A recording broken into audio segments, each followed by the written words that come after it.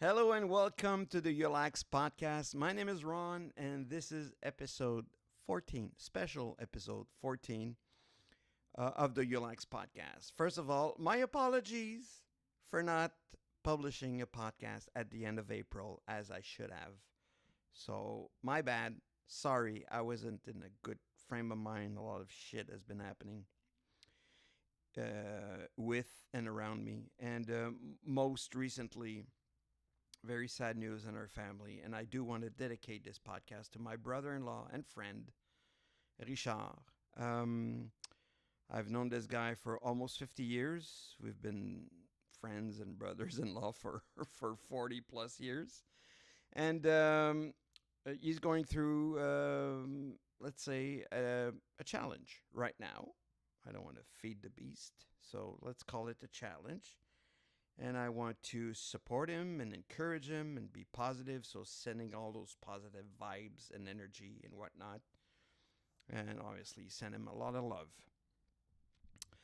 Okay, moving right along here before something happens to me. What's special about this podcast or episode 14 is that it's going to be in three parts. So I'm going to go 14A, 14B, 14C. And I'll publish them, and you see this already. But there's three podcasts, A, B, and C. Hopefully you went A, B, and C. You might have went B, C, A. I don't know. But if you're in the A, it's the first one of the series. And the reason why I split it in three is that I'm going to be, it's different. Talk about things that happened to me. So the A part happened yesterday, so I can talk to you about it now. The B part will be probably taped tomorrow from Nashville. That's where I am right now.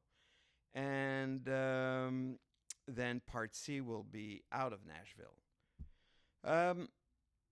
You guys, you have in front of you a survivor. I did it. I survived. I crossed the border, and I'm still here. So I'm in Nashville, or I'm actually in the suburbs of Nashville. And I crossed over yesterday. I crossed by car at the border. And I want to share that experience with you because we hear a lot of things ahead of time. When I told people I was going to Nashville, and they go, why? And as well, I've been going every year for this thing. Okay, but can't you postpone it? I don't want to postpone it. I want to go. First of all, I love Nashville. Secondly, I'm not concerned, worried, or anything, and I'm not in the boycott of the USA mode, as you know. So I was looking forward to this. I was expecting the crossing over to be seamless, and it was. Spoiler alert. I'm not going to... that's the punchline, but, I'm going to tell you what happened. I'm going to give you the play-by-play and the word-to-word and give you some tips at the same time. If you're concerned, worried, scared because of all that you hear in the media, it was fine. It was just business as usual. So here's what happened. I get to the border, and I'm the second car in line, and there's like nobody. It's very, very not busy. It's not busy at all. I've never seen it that unbusy. So I guess there's not a lot of people that cross over, which could be a bad thing because they have a lot of time to question you and go through everything if needs be, I guess. So I'm the second car, and there's nobody behind me. So I said, okay.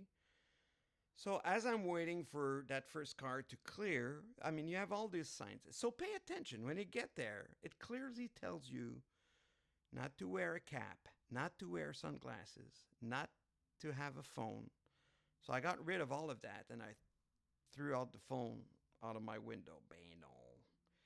They don't want you to be on the phone or receiving a call when you're talking to the agent, which is totally understandable. Can you imagine? Hey, you're on the phone. The guy's yeah. Hey, yeah, dude, I gotta call you back. I'm at the border here, and the guy. Wait a second, I'm gonna hang up. Can you imagine? You can't do that. So I put my phone, you can turn it off, you can put it on airplane mode. I put it on do not disturb. That way, everything that comes in, but it doesn't disturb you. And I wanted to time this conversation because I didn't know how long it would be. And I was not expecting problems, but I was expecting different, maybe more questions or whatnot, but not concerned at all. So I put my phone on the stopwatch mode, and as this guy cleared away, I'm engaging. I start the stopwatch and I flip my phone over so the agent cannot see the screen of my phone. Not that it's a problem, but it could be like, what are you doing there? And so I get to where I need to be. I roll down the window, and I hand him my passport. I have it ready. Why wait for the guy to ask you you have to give your passport. You see people, they go through their things on my bag, my pocket, like you weren't expecting to cross over. So have it ready. I gave him the passport with a smile and hello, give him my passport.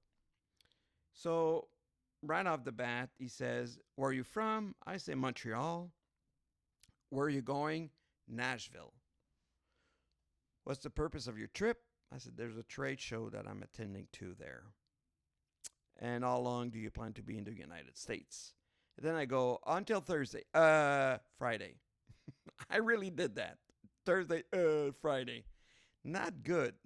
A piece of advice: know this answer because you have to when you're coming back. I got confused in my mind because I'm leaving Nashville on Thursday, but I will still be waking up in the States on Friday and crossing over later that day.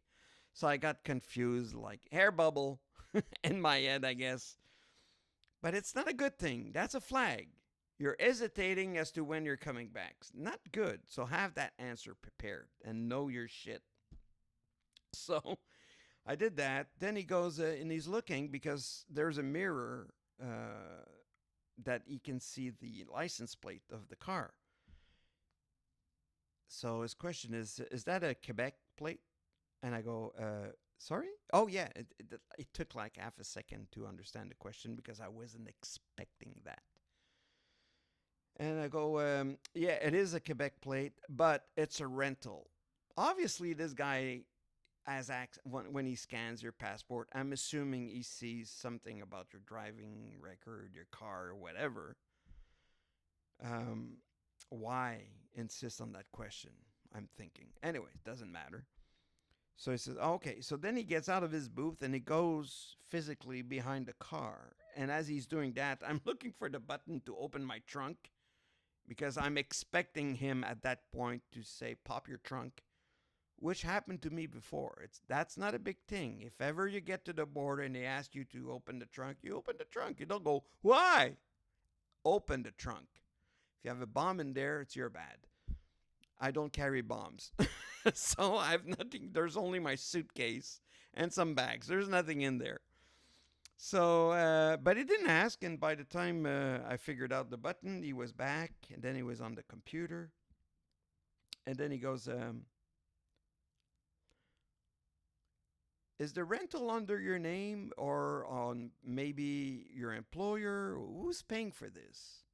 Obviously, there's no connection with that license plate and me. So I go, "Oh, well, as a matter of fact, I had a car accident with my car."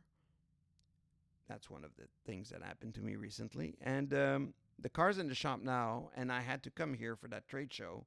So the insurer is paying for this rental. "Oh, all right." Gives him back my passport. "Have a good day." That was it. So I take the passport, raise the window back, I engage out, flip the phone, stop the stopwatch. 1 minute, 7 seconds. That's with the delays of activating it and stopping it and whatnot. 1 minute, 7 seconds it took me to cross from Canada to United States in this new problem that we have between both countries. So not too much of a problem. Easy peasy, business as usual. It probably helps that I'm a law-abiding citizen. I don't have a criminal record. I've never been involved in any protests, and I don't display shit on my Facebook. But they didn't ask for my phone. They didn't go through my thing. They didn't do a cavity search on my body. Nothing. Business as usual. As easy as it's always been for me to cross over. Generally speaking, I had some delays here and there, and I probably crossed 100 times in my life. So never was it a problem. So I ask you, my faithful viewers, if I had called a news station or radio station, a newspaper, and say, hey, I'm a Canadian and I want to share my experience at the border. It took me 1minute, 7 seconds to cross over and I didn't have a problem. You think they're going to mention that? No. They're going to talk about the asshole that calls in and says, I need to tell somebody this. It's terrible. I was at the fucking border for 95 minutes. They went through my shit. They pulled me over. I had to toss my shit. But that asshole is on the news. Me, I'm not gonna bother. I'm telling you. Don't listen to everything on the media. It's fake news. Anyways, so that's my 2 cents on that. So tonight, I'm going downtown Nashville, and I'm going to try to scout the location and see where I might be able to do the podcast. If there's a spot somewhere that I can bring my gear, I don't know. Maybe I'll just do it on my iPhone. But the B part of my podcast will be downtown Nashville. And the C part will be the crossing back experience. I'm expecting that one to be somewhat different. I don't know. Just saying. We'll see if I'm right or wrong. So, hope you enjoyed this. And it's been more than I thought, 12 minutes or so. So, stay tuned. Be there for the B and C. And if not, if you already went through that, I'll see you somewhere in June. End of June. Take care, guys. See you soon.